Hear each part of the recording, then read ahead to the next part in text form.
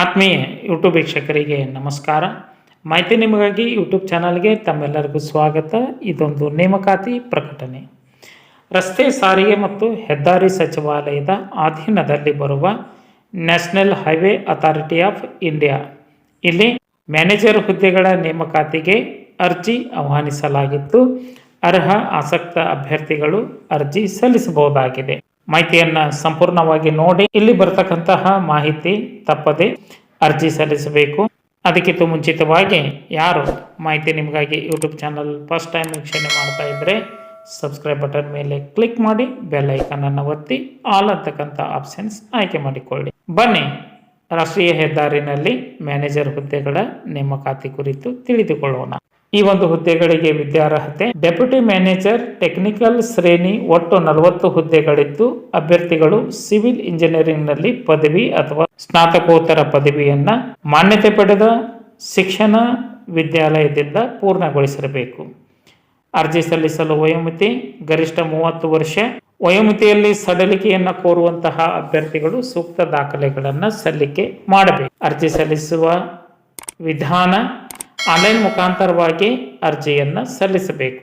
ಆಯ್ಕೆ ವಿಧಾನ ನಿರೀಕ್ಷೆಗಿಂತ ಹೆಚ್ಚು ಅರ್ಜಿಗಳು ಸಲ್ಲಿಕೆಯಾದಲ್ಲಿ ಮೆರಿಟ್ ಆಧಾರದ ಮೇಲೆ ಶಾರ್ಟ್ ಲಿಸ್ಟ್ ಮಾಡಲಾಗುತ್ತದೆ.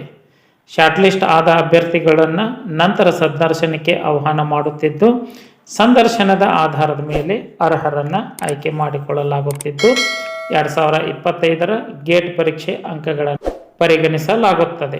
ಅರ್ಜಿ ಸಲ್ಲಿಸಲು ಹೆಚ್ಚಿನ ಮಾಹಿತಿಯನ್ನು ಪಡೆದುಕೊಳ್ಳಲು ರಾಷ್ಟ್ರೀಯ ಹೆದ್ದಾರಿಯ ಅಧಿಕೃತ ವೆಬ್ಸೈಟ್ ವಿಳಾಸ https://www.nhai.government.in ಈ ಒಂದು ವೆಬ್ಸೈಟ್ ವಿಳಾಸವನ್ನು ಸರ್ಚ್ ಮಾಡಿ ಮಾಹಿತಿಯನ್ನು ಪಡೆದುಕೊಂಡು ಓದಿ ಅರ್ಥೈಸಿ ನಿಗದಿತ ದಿನಾಂಕದೊಳಗೆ ಅರ್ಜಿ ಸಲ್ಲಿಸಬೇಕು. ಅರ್ಜಿ ಸಲ್ಲಿಸುವ ಸಂದರ್ಭದಲ್ಲಿ ಇಮೇಲ್ ID ಮತ್ತು ಮೊಬೈಲ್ ಸಂಖ್ಯೆಯನ್ನು ಸಕ್ರಿಯವಾಗಿರತಕ್ಕಂತಹದ್ದನ್ನು ಅರ್ಜಿಯ ಜೊತೆಗೆ ದಾಖಲು ಮಾಡಬೇಕು. ಇತ್ತೀಚಿನ ಭಾವಚಿತ್ರ ಕಡ್ಡಾಯವಾಗಿ ಸಲ್ಲಿಸಬೇಕಾಗುತ್ತದೆ. ಅರ್ಜಿ ಸಲ್ಲಿಸಲು ಕೊನೆಯ ದಿನಾಂಕ 9/2/2026 ಒಳಗಾಗಿ ತಮ್ಮ ಅರ್ಜಿ ತಲುಪುವಂತೆ ಇರಬೇಕು. ಮಾಹಿತಿ ಇಷ್ಟ ಆಗಿತ್ತು ಅಂದರೆ ಲೈಕ್ ಬಟನ್ ಮೇಲೆ ಕ್ಲಿಕ್ ಮಾಡಿ, ಮಾಹಿತಿಯನ್ನು ತಮ್ಮ ಸ್ನೇಹಿತರಿಗೆ ಶೇರ್ ಮಾಡಿ. ಯಾರಿಗಾದರೂ ಈ ಮಾಹಿತಿ ಉಪಯೋಗ ಆಗ್ಬೋದು.